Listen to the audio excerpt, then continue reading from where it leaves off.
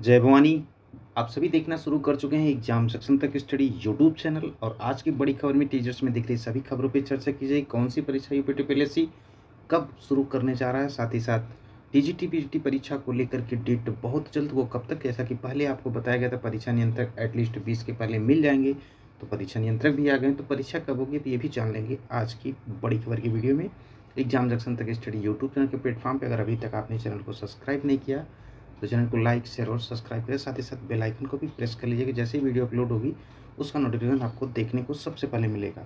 उसके साथ ही साथ ये भी जानेंगे कि उत्तर प्रदेश से एसआई की विज्ञप्ति कब तक, यानी कि दरोगा की विज्ञप्ति कब तक देखने को मिल सकती है, और इलाहाबाद हाई कोर्ट से आरओ की विज्ञप्ति आने को है तो किस महीने वो विज्ञप्ति जारी होगी, इसकी भी चर्चा की जाएगी। और साथ ही साथ कंबाइंड टेक्निकल रिजल्ट कब जारी होगा, यूपीटी पहले से जो आप लोगों के प्रश्न इसको भी शामिल करते इस वीडियो को आज अपडेट किया गया है, तो वीडियो को पूरा ध्यान से सुनिएगा। रोज की तरह जान लेते हैं सुविचार।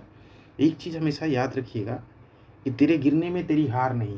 किसी शख्स ने कहा है कि तेरे गिरने में तेरी हार नहीं है, तू आदमी है, कोई अवतार नहीं है। गिर, उठ, चल, दौड़, फिर भाग, क्योंकि जीत संक्षिप्त है, इसका कोई सार नहीं है। तो इसी के साथ जो है जान लेते हैं कुछ और करंट अफेयर्स के क्वेश्चन जो आगामी परीक्षा के लिए इंपॉर्टेंट हो सकते हैं।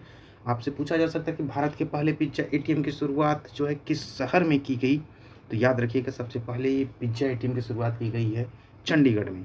वहीं पहला ये क्वेश्चन बन सकता है कि राष्ट्रीय पुरालेख डिजिटल संग्रहालय जो पहला है, इसकी आधारशिला जो है वो कहाँ रखी गई है, तो याद रखिएगा हैदराबाद में रखी गई है। और लोकसभा चुनाव 2024 में पहली बार मतदान करने वाली जनजाति कौन सी है, ये काफ़ी इंपॉर्टेंट क्वेश्चन हो सकता है। तो याद रखिएगा पहली जनजाति जो लोकसभा चुनाव में भाग की है पहली बार, वो है सोमपेन जनजाति। एक क्वेश्चन की और बात कर लेते हैं जो इंपॉर्टेंट हो सकता है।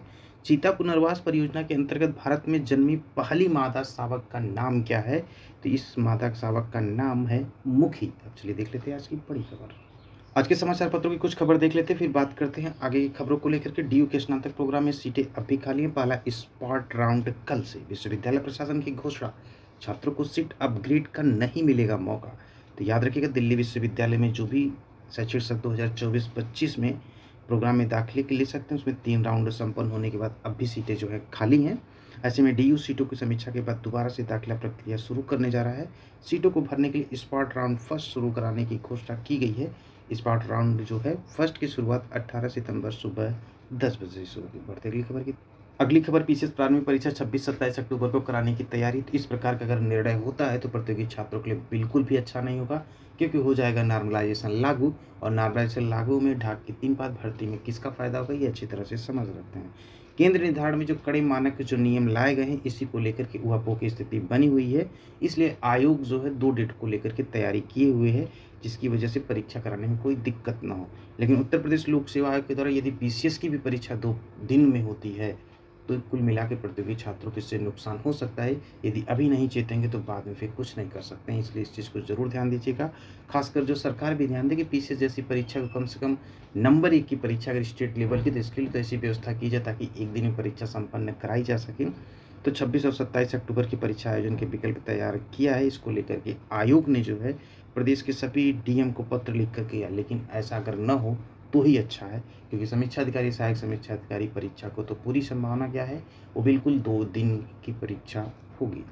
वहीं एक खबर और, एक सुप्रीम कोर्ट में मजबूत पैरवी के लिए जुटे आरक्षित वर्ग की भर्ती। बात हो रही है अंतर्जात शिक्षक भर्ती को लेकर के, जो है यहाँ पे 23 सितंबर लगी है अगली सुनवाई। ऐसे में आरक्षित वर्ग की भर्ती अब आंदोलन से ज़्यादा सुप्रीम कोर्ट में मामले की सशक्त पैरवी की तैयारी में लग गई। यही एक सही रास्ता है, क्योंकि आंदोलन से बेटर है कि पैरवी अच्छे से कर ली जाए, नहीं तो निर्णय कुछ भी हो सकता है। वही फैसला ये भी लिया गया कि दूसरे राज्य के अभ्यर्थी को डीएलएड में प्रवेश में आरक्षण नहीं मिलेगा, लेकिन वे प्रवेश ले सकते हैं डीएलएड में। पिछले साल खाली रह गई थी कुल 70,100 सीटें। उत्तर प्रदेश सरकार ने इस सत्र से डिप्लोमा इन एलिमेंट्री एजुकेशन यानी कि डीएलएड प्रशिक्षण के लिए दूसरे राज्यों के अभ्यर्थियों के लिए भी दरवाजे खोल दिए हैं। वहीं अगली खबर है कि एमबीबीएस की 75,000 सीटें और बढ़ेंगी, और ये सरकार अगले 5 वर्षों में मेडिकल की 75,000 नई सीटें बढ़ाने की तैयारी कर रहा है। इसके लिए एक योजना का खाका तैयार किया जाए। देश में इस समय एमबीबीएस की कुल 1,12,117 सीटें हैं। इसके बावजूद बड़े पैमाने पर छात्र पूर्व सोवियत देशों चीन, बांग्लादेश आदि में मेडिकल की पढ़ाई के लिए जा रहे हैं। वही सेंसस को लेकर के न्यूज़ 2027 से पहले जनगणना की संभावना बेहद कम है। जनगणना जो 30 लाख जनगणना कर्मियों के प्रशिक्षण के बाद शुरू होगी प्रक्रिया, और ऐसा हो कि सरकार निर्णय ले भी सकती है, क्योंकि इस समय जो है सारी राजनीतिक पार्टियों के द्वारा कोशिश यही की जा रही है कि जाति की जनगणना जल्दी हो। तो जनगणना 2027 से पहले होना मुश्किल नज़र आ रही है। जनगणना के लिए 30 लाख कर्मियों को प्रशिक्षण दिया जाना, आंकड़े जुटाने के लिए कर्मियों के लिए टैब इलेक्ट्रॉनिक उपकरण खरीदने की प्रक्रिया अभी शुरू भी नहीं हुई है। वहीं अगली खबर, उत्तर प्रदेश लोक सेवा आयोग को 2 दिन करानी होगी आरओ 23 की परीक्षा। उत्तर प्रदेश लोक सेवा कैलेंडर में 22 दिसंबर को प्रस्तावित है प्रारंभिक परीक्षा। 10,76,004 अभ्यर्थियों ने आवेदन किए। इनकी संख्या पीछे परीक्षा के अभ्यर्थियों के मुकाबले कहीं अधिक है। तो निरस्त हो चुकी जो परीक्षा आरओ 2023 की प्रारंभिक परीक्षा के लिए जो है 58 जिलों में 2387 केंद्र बनाए गए थे। इनमें से कुछ जो केंद्रों को जो है बदला जाएगा, इसलिए परीक्षा ये 2 दिन में कराई जाएगी। समीक्षा अधिकारी, सहायक समीक्षा अधिकारी, उत्तर प्रदेश लोक सेवा आयोग के द्वारा। अब बात कर लेते हैं टीजीटी पीजीटी परीक्षा को लेकर के। जो परीक्षा नियंत्रक के आने के बाद अब परीक्षा की तैयारी तेजी से शुरू होगी। जल्दी आपको इसके संदर्भ में नोटिस देखने को मिल जाएगी, और ये महीना जो है काफ़ी इंपॉर्टेंट होगा। तो टीजीटी पीजीटी परीक्षा की तैयारी करने वाले सभी लोग जुट जाएं। परीक्षा के संदर्भ में टाइम टेबल जो है इसी महीने जारी होने की पूरी संभावना है, और आपको जो टेंटेटिव माह बताया गया है वो दिसंबर माह जो है परीक्षा कराने की हो सकती है, वो भी आपको टाइम टेबल में देखने को मिल जाएगा।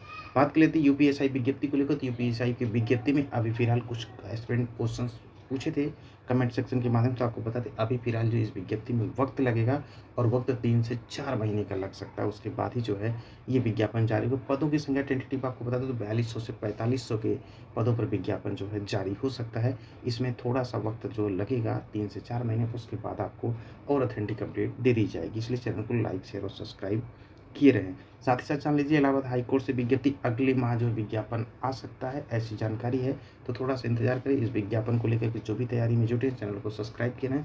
जैसे ही और ऑथेंटिक इन्फॉर्मेशन अपडेट होगी उसको भी आपको बता दिया जाएगा।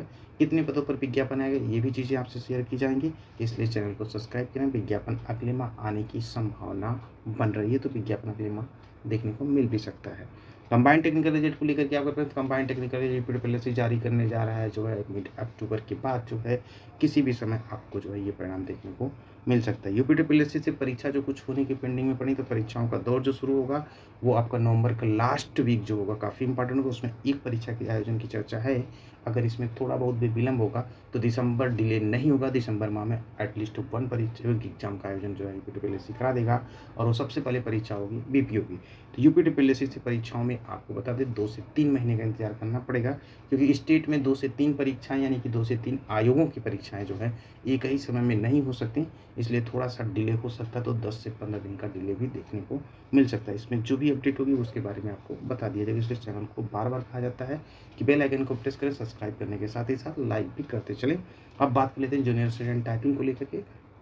इस टाइपिंग के बारे में स्पष्ट तौर पे अब हो गया कि ये टाइपिंग की परीक्षा जो है हर हाल में जो है अक्टूबर में इसके संदर्भ में नोटिस आ जाएगी, और तुरंत टाइपिंग शुरू भी हो जाएगी। इसलिए ज़्यादा वक्त इसमें नहीं मिलेगा। कुल मिला के आपको बता दें तो लास्ट वीक जो अक्टूबर होगा टाइपिंग की काफ़ी इंपॉर्टेंट होगा। तो जूनियर असिस्टेंट की टाइपिंग करने वाली तैयारी तेज कर दें, स्पीड वगैरह मेंटेन कर लें, क्योंकि यहाँ पे जो है आपके जो टाइपिंग करने की चीज़ें हैं वो सारी प्रैक्टिस किए रहेंगे, लेकिन जब कीबोर्ड मिलता है तो वहाँ पे थोड़ी सी प्रॉब्लम होती है। इसलिए स्पीड आप मेंटेन अधिक से अधिक किए रहें, बाकी कोई भी दिक्कत नहीं टाइपिंग में होगी। तो मिलते हैं अगली बड़ी खबर अपडेट के साथ एग्जाम जंक्शन तक स्टडी यूट्यूब चैनल के प्लेटफॉर्म पे। इन तमाम तरह की खबरों के साथ आपको छोड़े जा रहे हैं। आप देख रहे थे एग्जाम जंक्शन तक स्टडी यूट्यूब चैनल। खबरें छोटी होंगी या बड़ी होंगी, यदि प्रतियोगी छात्र के हित होंगी तो आप एग्जाम सेक्शन तक स्टडी यूट्यूब चैनल के प्लेटफॉर्म पे ज़रूर देखने को मिलेगा।